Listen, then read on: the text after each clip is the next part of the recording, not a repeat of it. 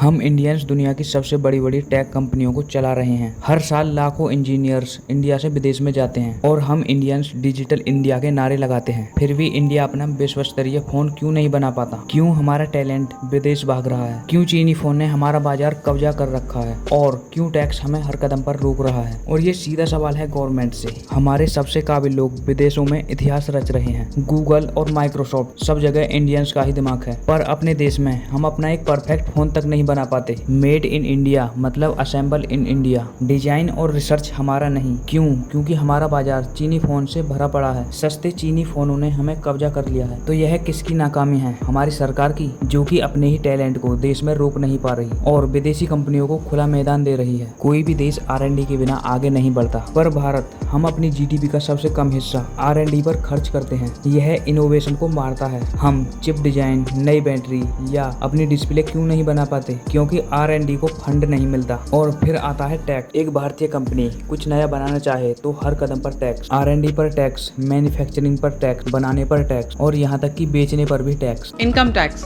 31.20%, 0%, corporate tax 26%, 0%, property tax 3.7%, 0%, capital gain tax 12.5%, 0%.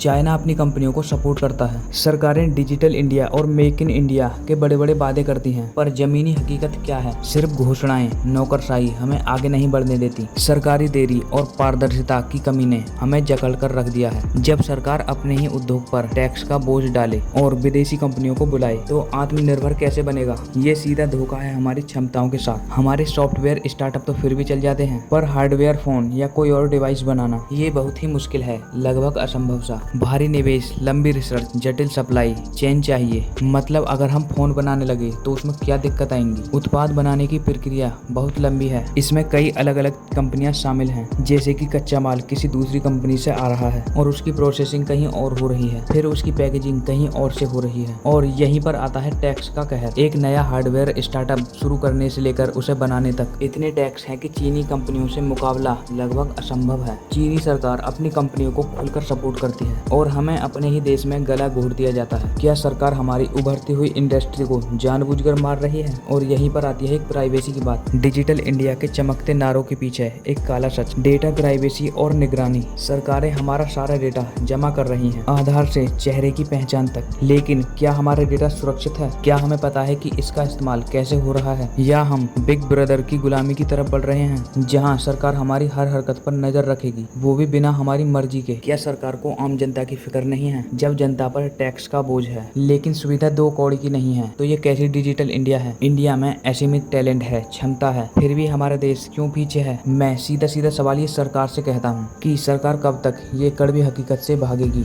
हमें R&D में वास्तविक निवेश चाहिए, सिर्फ कागज पर नहीं। हमें हार्डवेयर इंडस्ट्री को बचाना है। हमें सिर्फ असेंबलिंग ही नहीं करनी। अपने उद्योगों पर से टैक्स का बोझ हटाओ, इन्हें चीन से मुकाबला करने का मौका दो, स्टार्टअप को लाल फीताशाही से मुक्ति दो और डेटा प्राइवेसी पर जवाबदेही लो, और टेक्नोलॉजी को हर भारतीय तक पहुंचाओ, सिर्फ अमीरों तक नहीं। हमारे इंजीनियर्स ने दुनिया बदल दी है, अब समय है कि हम उन्हें अपने ही देश में बदलाव लाने दें। यह सरकार की जिम्मेदारी है और हम सभी की भी जिम्मेदारी है। अब आपकी इस पर क्या राय है? क्या आपको लगता है कि भारत अपनी पूरी टैक्स क्षमता का उपयोग कर पा रहा है? क्या हम भी अपना सही भारतीय फोन बना पाएंगे? और क्या टैक्स और चीनी निर्भरता हमें मार रही है? क्या हमारी सरकार इन सवालों के जवाब देगी? नीचे कमेंट में अपनी राय जरूर लिखें। Thank you.